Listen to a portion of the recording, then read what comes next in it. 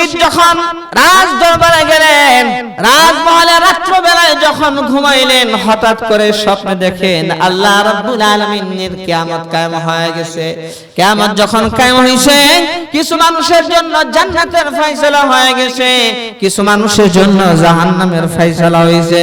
বাদশা হারুন রশিদ জান্নাতের সামনে দিয়ে ঘুরতেছে, হঠাৎ করে দেখে জান্নাতের মধ্যে সুন্দর একটা মহল দেখা যায়। এত সুন্দর মহল, এত সুন্দর মহল, বাদশা হারুন রশিদ বলেন সেই সৌন্দর্যতার বর্ণনা দিয়ে শেষ করা যাবে না। আমি যখন সেই মহলের সামনে গেলাম, উপরে দরজার উপরে লেখা এই মহলটা হইল জুবাইদা। আবার কন্যা সুবহানাল্লাহ।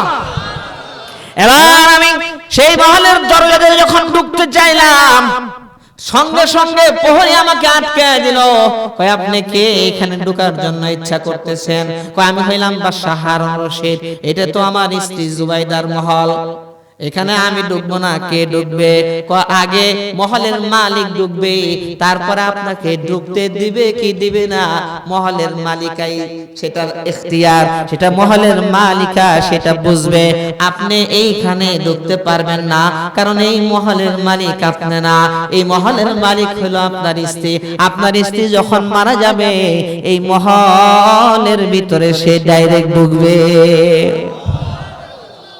বাদশা সে ঘুম থেকে জাগ্রত হয়ে বলেন, এ জুবাইদা, কি এমন আমল করছো যে আমলের কারণে আল্লাহ রাব্বুল আলামিন তোমাকে জান্নাতের মধ্যে এত সুন্দর একটা মহলের ব্যবস্থা করে দিয়েছেন? আরে জুবাইদা, এমন কোন আমল করছো যার কারণে এত সুন্দর মহল? জুবাইদা কয় আমার এমন কোন আমলের কথা তো মনে পড়ে না। দিনের বেলায় বাহলুল পাগলার সাথে যেই ঘটনা, সেই ঘটনা বাদশারও মনে নাই, জুবাইদারও খেয়াল নাই, মনে নাই, তুচ্ছ একটা ঘটনা মনে নাই। জুবাইদা হঠাৎ করে চিন্তা করতে করতে বলে, ও বাদশা, ও প্রান্তীয় তদস্বামী, নদীর কিনারে যে আমরা হাঁটতেছিলাম, আর বাহলুল পাগলা যে 1 দিরহামের বিনিময়ে আমার কাছে জান্নাতি মহল বিক্রি করছে, এই ঘটনার সাথে কি এটার কোনো সম্পর্ক আছে কিনা? তখন বাদশা হারুন ডেকে ডেকে বলে, না না, এটার সাথে সম্পর্ক কেমনে হবে? 1 টাকা দিয়ে কোনোদিন জান্নাতি মহল পাওয়া যায় নাকি? এই পাগলার কথা কি সত্য হবে নাকি? কিন্তু বাদশা হারুন রশিদ বলে, বাহলুল আবার যা বলে তা সত্যি হয়, হইতেও পারে। সকালবেলা বাদশা বের হলেন এই নিয়তে, বাহলুলকে কোথায় পাওয়া যায়, বাহলুলকে কোথায় পাওয়া যায়? খুঁজতে খুঁজতে দেখে বাহলুল এক জায়গায় বসা, আবার আঙ্গুল দিয়ে সেই নদীর কিনারে আবার অঙ্কন করতেছে। এবার বাদশা ডেকে ডেকে বলে, বাহলুল রে, আজকে তুই আবার কি করতেছস? ওই জান্নাতের মধ্যে মহল বানাই, বেচবি কিনা? বলে যে হ্যাঁ বেচবো। কার কাছে বেচবি? কয় যে কিনবে তার কাছে বিক্রি করব। কয় আমার কাছে বেচবি নি? কয় হ্যাঁ হ্যাঁ হ্যাঁ, তোমার কাছেও বেচবো, বলো বলো। 1 টাকা বের করে দিছে, নে, এই যে 1 টাকা নে, জান্নাতি মহল আমারে দে। সুবহানাল্লাহ। বাহলুল বলে, আজকে মহলের দাম 1 টাকা না, আজকে হলো দাম বাইরে গেছে। সুবহানাল্লাহ। হ্যাঁ, দাম বাইরে গেছে মানে 1 টাকা না, কত টাকা? 100 টাকা। কয় 100 টাকাও না, কত তাহলে? আজকে জান্নাতের এই মহলের দাম হইল তোমার অর্ধেক রাজত্ব, অর্ধেক রাজত্ব দাও, জান্নাতের মহলটা নাও। সুবহানাল্লাহ। হ্যাঁ, অর্ধেক রাজত্ব। পাগল কই কি? কালকে বেচলি 1 টাকা, আর আজকে তুই অর্ধেক রাজত্ব লিখে দিতে বলতাছস? পাগল হইছস নাকি? হ্যাঁ, আজকে দাম বাড়লো কেন? কয় কালকে তোমার স্ত্রী যে জান্নাতের মহল কিনছে, সে না দেখে বিশ্বাস করে কিনে নিছে, যার কারণে সেটার দাম কম ছিল, আর আজকে তুমি দেখা তারপরে আইসা কেনার জন্য আসছো। মানে কয় তুমি স্বপ্নে দেখো নাই? হ্যাঁ, স্বপ্নে দেখো নাই তুমি?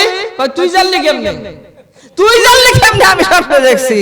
কয় হারুন রে, মনে করছস তুই চালাক, দুনিয়ার আর কেউ কিছু বুঝে না, এখনো সময় আছে, ঠিক হয়ে যা। আরো আমি ওই 1 টাকা নিছি এমন কাজের জন্য, যেই কাজ করলে আল্লাহ তাআলা মানুষকে জান্নাতের মধ্যে মহল বানায় দেয়।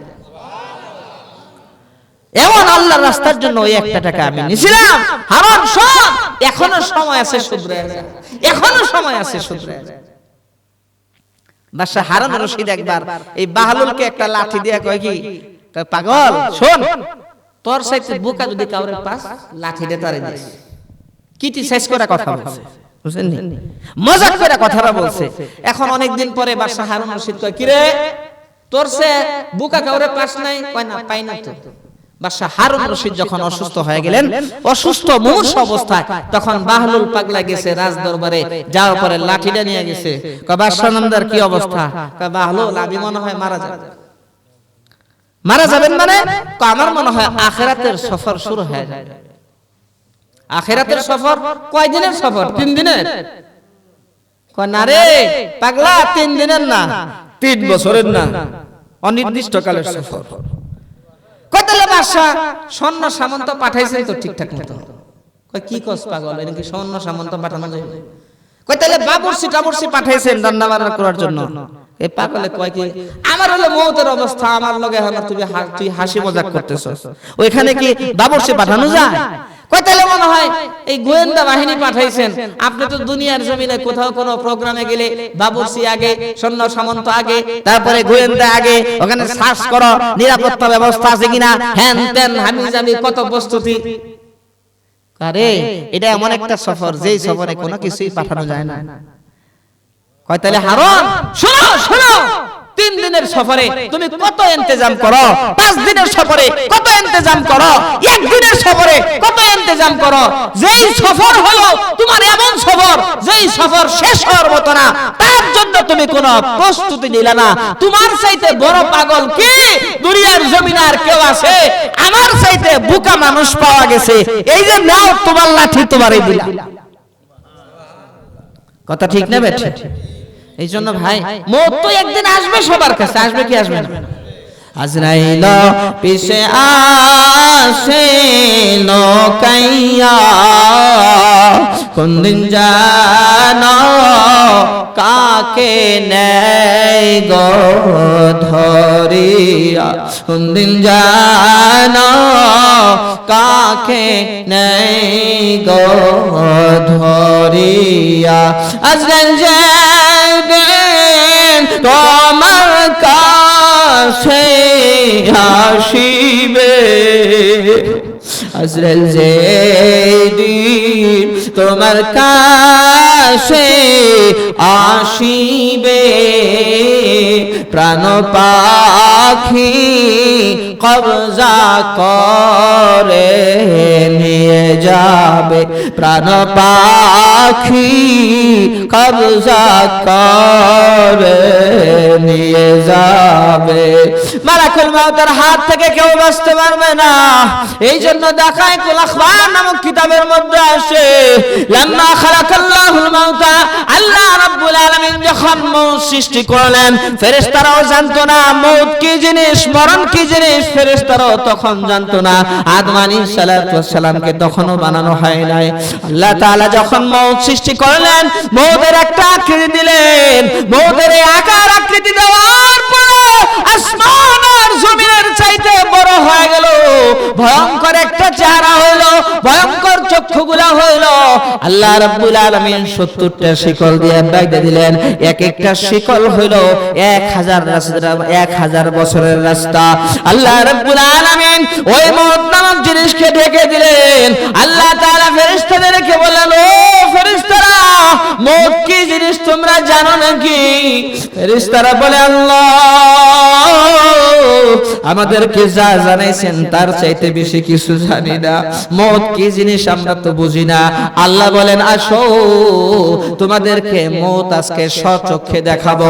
আল্লাহ রাব্বুল আলামিন ফেরেশতাদেরকে হাজির করিয়া এরপরে মওত নামক জিনিসের উপর থেকে পর্দা সরিয়ে দিলেন, শিকলগুলা খুলে দিলেন।